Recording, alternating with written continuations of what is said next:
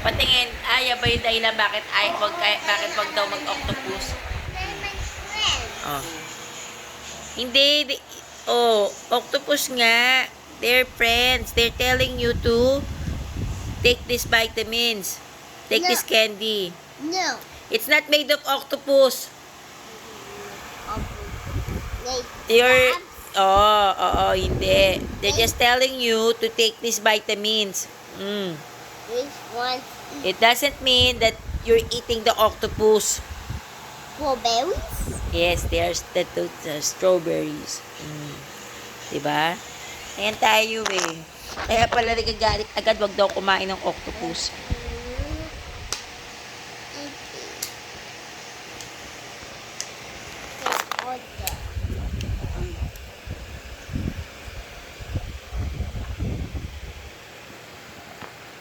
Si mami pa.